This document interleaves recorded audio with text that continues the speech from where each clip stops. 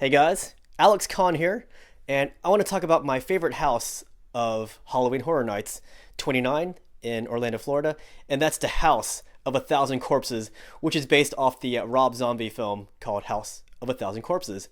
I know a lot of people don't like the house at Halloween Horror Nights, and I know some people don't like the movie, but there's some people in there who just went to the house and didn't quite understand what was happening. So what I want to do is not change your mind, but maybe try to give some backstory to what you're seeing in this house. So what I want to do, I want to spend about 6 minutes talking about the plot summary of the movie, and then spend the last 10 minutes just talking about the house and how the house is actually chronologically out of order compared to the film. So the movie House of a Thousand Corpses starts off with a Halloween TV show host, Dr. Wolfenstein, presenting the next horror film of the night. Cut to Dr. Spaulding's commercial for his Museum of Oddities, and then these seemingly out-of-place pieces of footage show a very unique trend in this movie to insert grainy footage throughout the movie to help accentuate a scene's mood. And so the movie finally begins. The setting is October 30, 1977, the night before Halloween. Bad guys try to rob Captain Spaulding, but Captain Spaulding and Stucky are saved when Ravelli comes out of nowhere and flanks the robbers from behind. Cut to the good guys. They're driving around looking for gas, who, as luck would have it, these travelers are writing a book about America's roadside attractions. Captain Spaulding invites the group to check out his murder ride, which features animatronic killers like Ed Gein, the Wolfman, and most importantly, Dr. Satan. Denise calls her dad up, Don, who is former law enforcement, and lets him know that they're at a place called Captain Spaulding's, and they would probably be arriving late. So we see a TV insert showing a clip of 5 missing cheerleaders from Rugsville High School. Jerry and Bill are so curious to see a legendary tree where Dr. Satan was supposedly hung from, but Mary and Denise are not so happy with it. And Mary and Denise become even more unhappy when they pick up a very attractive but creepy hitchhiker, Baby Firefly, who promises to take them to the tree. But a figure hiding in the bushes, Rufus, shoots their tires out and forces them to take refuge inside the Firefly residence, where Rufus would be the one who fixes their car. Funny how that works out. Did I mention that Rufus is a member of the Firefly family? While waiting for their car repairs, we meet the rest of the bizarre Firefly family. We got the slow and obscenely tall but kinder Firefly, Tiny. And then we got the overly horny Mother Firefly. And then we also meet the raving mad Grandfather Hugo. And then we finally meet the worst of the group, the very murderous and sadistic Otis Firefly, who we previously saw torturing one of the cheerleaders from Rugsville High. Now, during a very awkward dinner, Grandpa Hugo stands up and proclaims, "It's showtime!" with a lot of crap hanging from his mouth. Baby Firefly puts on a show for the guests, but she is pushed to the ground by Mary after doing a lap dance on her boyfriend, Bill Hudley. Now, Baby threatens to cut a piece of Mary's chest off, and that's when Rufus barges in announcing that the car's done. The good guys try to drive off, but Tiny and Otis, who were disguised as scarecrows, ambush them in the driveway and drag them all out of their car, and that's when the fun starts to happen. Meanwhile, Don Willis, who is Denise's father, calls up the local sheriff in Rugsville to let him know that his daughter is missing. The sheriff, who we saw at the start of the movie, dispatches some deputies to start looking around. Meanwhile, back at the Firefly residence, Mary wakes up in a dunce's cap screaming, and that's when Bill comes in telling her to shut up. But she only consents to shut up if she can see her boyfriend Bill. Otis shows Bill, and Bill is now seen as Bill the Fish Boy. While all this torturing is going around, the Rugsville deputies they're now at Captain Spaulding's looking for answers. And back at the Firefly residence, Mama Firefly has given up Denise as a bed present to Tiny, but Tiny lets her go after she asks him to. Denise gets stopped by Otis, though, who throws her into a cage. And then finally, the deputies end up at the Firefly residence, along with Don, who is Denise's father. He's come around to help them find his daughter. And that's when Mother Firefly and Otis shoot them all dead. So Denise, Mary, and Jerry, they wake up dressed as rabbits, and they're hanging from the ceiling, swinging around. And Otis is also dressed up, but he's dressed up as Denise's father. He's literally wearing Don's face on him, and he tries to kiss Denise with it. That's pretty gross. So Otis tells him that Dr. Satan is very real and that he is going to take them to meet him. And so when they're outside, Mary tries to run away, but Baby stabs her repeatedly, telling her, "Shoo, shoo," said the maiden. And that's a quote from a Grimm's fairy tale, The Rabbit's Bride. So Denise is lowered into the lair of Dr. Satan, where she sees about 1,000 corpses. And then we catch a glimpse of some of the patients that Dr. Satan has worked on. And when we finally see Dr. Satan, he's operating on Jerry Goldsmith. Now, the real Dr. Satan is a lot more terrifying looking than the animatronic that you saw on Captain Spaulding's Murder Ride exhibit. And we finally meet another Firefly family member, and this is Earl Firefly, aka the Professor, who was Mother Firefly's lover at some point, and he's the one who caused Tiny's deformities when he tried to burn down the house, in a backstory told by Mother Firefly. So Denise somehow gets away, and she is picked up by Captain Spaulding. Unfortunately, Otis is in the backseat, and it looks like Otis is about to stab her when Denise wakes up in the presence of Dr. Satan. And that's the end of the movie. So if you've already been to the house, you've probably seen some discrepancies already in the chronological order that the movie took as opposed to what the house took. That's artistic license. I prefer it that way. I mean, you could go in order, or you could change it up a little bit. That way it's kind of fresh for everybody. But now I want to talk about the house itself, and I'll take about 10 minutes to talk about the house just because I want to talk about some of the details that you're seeing. And again, the house at HHN, Halloween Horror Nights, is not chronological with the movie, but it definitely captures that essence of the movie. So this is in the queue. You can actually see the facade for Captain Spaulding's Museum of Monsters and Madmen.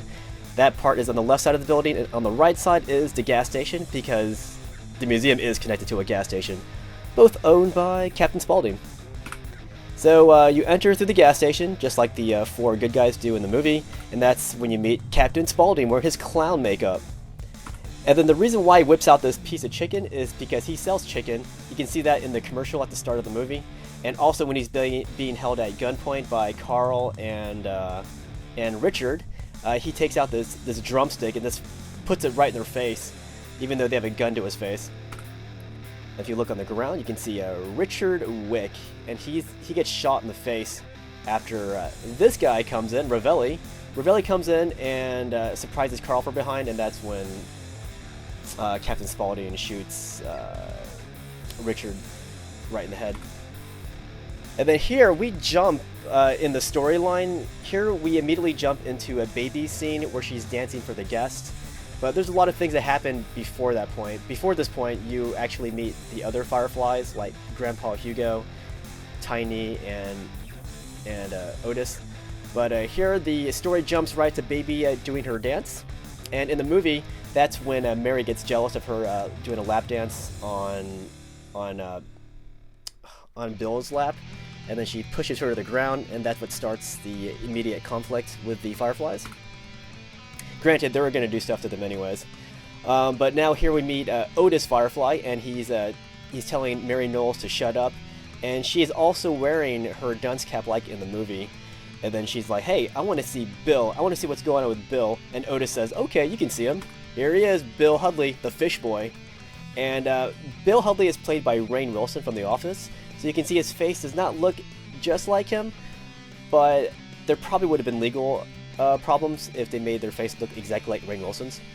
But the whole fish human thing looks pretty awesome, pretty on point. And then we fast forward here to Baby Firefly, when she's scalping Jerry Goldsmith, who is played by Chris Hardwick. But Baby asks them, "Hey, can you guess who my favorite actress is?" And he says, "Marilyn Monroe." And she's like, "Nope." And then she scalps him. And in the background, you can see the creature from the Black Lagoon poster, and that's just like in the movie. It's very faithful recreation of that set. And then here we meet Otis again, and here he's interacting with Denise Willis. Now, in the movie, prior to this scene happening, Denise was tied to the bed, and she was meant as a present to Tiny, but Tiny actually unties her, and then she tries to get away, and that's when Otis stops her right here and throws her in that cage, just like in the movie. And then here we kind of jump backwards here. In the storyline, this should happen a lot sooner. This is Grandpa Hugo jumping up and saying, "It's showtime!" And he has all that crap in his mouth. That's during the dinner scene, and that's when you're meeting all of the Firefly family members. And then you also meet Mother Firefly in the house here. She's the matriarch. As you're walking, you pass things that reminds you of the Firefly house, and you can see all these stuffed animals, taxidermy. Helps recreate that look of their house. And then through the curtains comes Otis Firefly once again, but this time he's wearing Don Willis's face, and Don is Denise's father. Don comes down to help the deputies find his daughter, but unfortunately he gets shot from behind as he tries to run away, and Otis shoots him, and then he cuts his face off and wears it right in front of Denise, and he tries to kiss her in the movie. It's really gross, but that's why Otis looks like this in the house. Now, as I said in the movie plot summary, Rob Zombie he enjoyed putting these weird, out of place, grainy inserts into his movie. You might think they're out of place. I guess they kind of were, but it was a style choice made by Rob Zombie. And it helped set the mood for that particular scene that he was inserting these into. And I was kind of glad they put that in the house because it made me feel like I was in a Rob Zombie movie.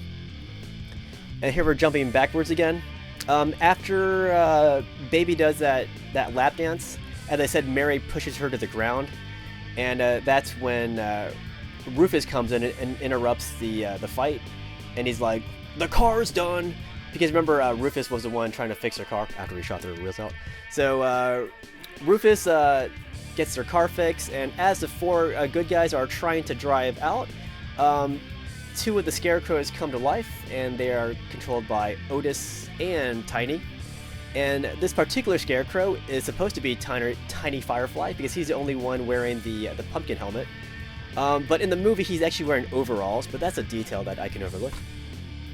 And then here is Rufus Firefly, and you should really see him before you see the scarecrows. But again, this is not chronological. But Rufus in the house says, "The car's done," and that's what that whole scene is. He tells them the car's done, and then they drive out through the driveway, and that's where they see the scarecrows. But that all happens when after Grandpa says it's showtime. And then Baby does a dance for them, and she gets shoved to the ground, and Rufus says, "Car's done." Now this is jumping towards the middle end of the movie, and that's when Don, who was Denise's father, and one of the deputies opens up the shed looking for his daughter. They actually find all these dead cheerleaders. Well, I'm not sure if they were dead at this point, but they were definitely held in captivity, and that's when the deputy gets shot in the head and Don gets shot in the back. But these are the missing cheerleaders from the TV news clip at the beginning of the movie. 5 missing cheerleaders from Rugsville High School. And then towards the end, Denise and Jerry are sent into the lair of Dr. Satan. And there's supposed to be a lot of corpses here. There aren't quite 1,000 corpses in here, but there's some corpses in there. As you enter the lair of Dr. Satan, you meet some of his helpers. You can see some of the chandelier. You see this chandelier that was a pretty iconic focal point when Denise is walking through Dr. Satan's lobby. And then finally you meet Dr. Satan himself. He is awesome looking. He looks just like in the movie. And just like in the movie, he's operating on Jerry Goldsmith. And wow, when I came to the scene, I was like, wow, that is impressive. Anyways, Dr. Satan is the whole reason why these 4 good guys are in this situation. It's because they went sneaking around looking for more stuff on the legend of Dr. Satan, and I was not let down by this highlight. And then you also meet another member of the Firefly family, and this is Earl Firefly, aka the Professor, and he is actually mentioned in a backstory at the beginning of the movie, or towards the beginning of the movie, after you meet Mother Firefly. She talks about her husband Earl, who went crazy and tried to burn the house down. But he now hangs out with Dr. Satan underground. And then this scene where Baby says, "Shoo shoo, so said the maiden." She says that in the house. She also says that in the movie, but she says that before they enter Dr. Satan's lair.